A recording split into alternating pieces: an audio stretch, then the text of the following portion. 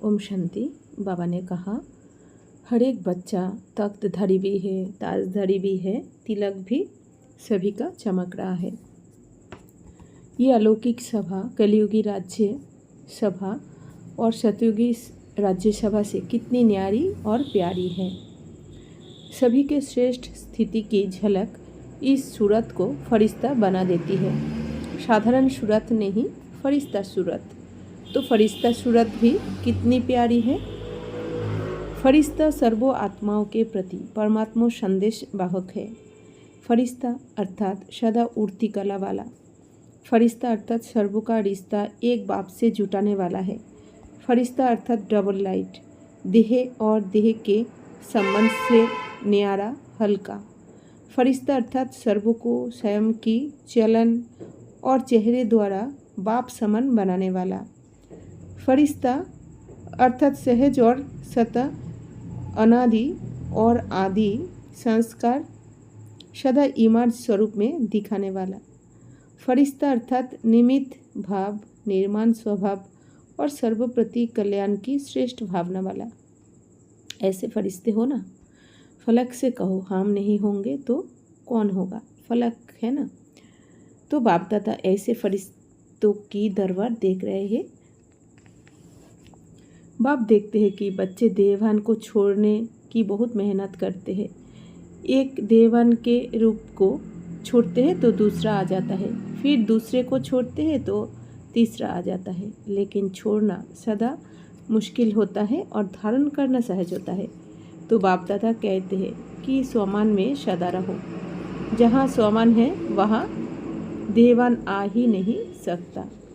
तो छोड़ने की मेहनत नहीं करो, लेकिन स्वमान में स्थित रहने का अटेंशन रखो।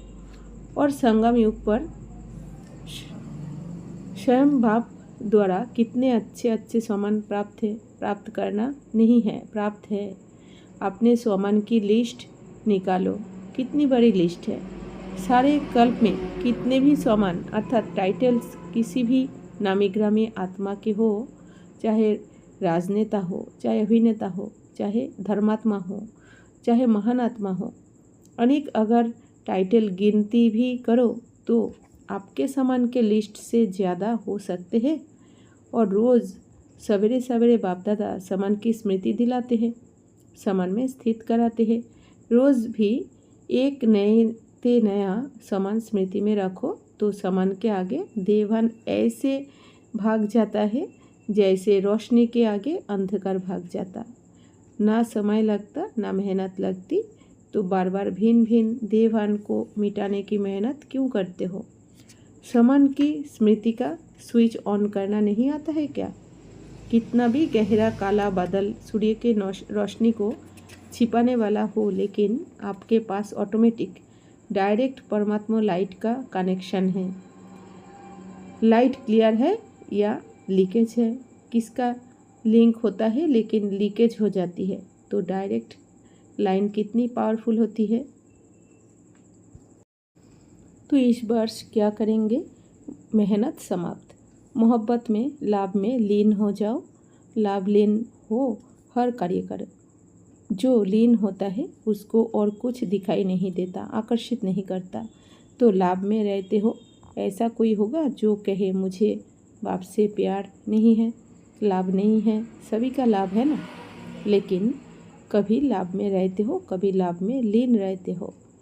नहीं तो देखो, मन बुद्धि द्वारा स्थिति में बाप का सर्व संबंधों से साथ है, साथ भी है। और सेवा में बाप हर समय साथी है। तो स्थिति में साथ है और सेवा में साथी है। जहाँ सदा साथ भी है और साथी भी है, तो वहाँ क्या मुश्किल है। परमात्मा की महिमा ही है मुश्किल को सहज करने वाले। ऐसा बाप आपके साथ है और साथी है तो मुश्किल हो सकता है, फिर क्यों मुश्किल करते हो। सर्व संबंधों की सर्व समय प्रमाण बाप स्वयं हर बच्चे को ऑफर करते हैं। जैसा समय वैसे संबंध से साथ रहो व साथी बनाओ। कोई समय तो संबंध से साथी बनाते हो और कोई समय साथी को किनारे कर देते हो। फिर कहते हैं कि अकेलेपन फील होता है। चलते चलते अकेलापन लगता है, और अकेलापन होने से क्या होता है, अपना श्रेष्ठ जीवन, साधारण जीवन अनुभव होता है। फिर कहते हैं बोरिंग लाइफ हो गई है, कुछ चेंज चाहिए।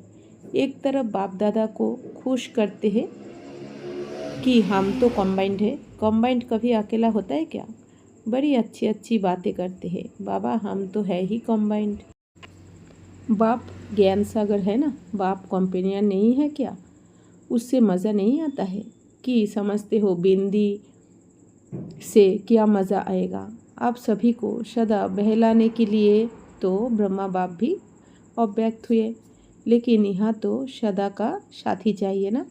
जब भी अपने को अकेलापन अनुभव करो तो उस समय बिंदु रूप नहीं याद करो, वह मुश्किल होगा, उससे बोर हो जाएंगे। लेकिन अपने ब्राह्मण जीवन की भिन्न भिन्न समय की रमणीक अनुभव की कहानियाँ स्मृति में लाओ। अनुभव की कहानियों का किताब सभी के पास है। जब बोर हो जाते हैं तो नॉवेल्स पढ़ते हैं ना, तो आप अपने कहानियों का किताब खोलो और उसे पढ़ने में बिजी हो जाओ। अपने सामान की लिस्ट को सामने रखो, अपने प्राप्तियों की लिस्ट को सामने रखो। ब्राह्मण संसार के विचित्र प्रैक्टिकल कहानियों को स्मृति में लाओ। मनमना भाव होना ही सबसे बड़ा मनोरंजन है, क्योंकि सर्व संबंधों का रस व अनुभूतियाँ करना ही मनमना भाव है।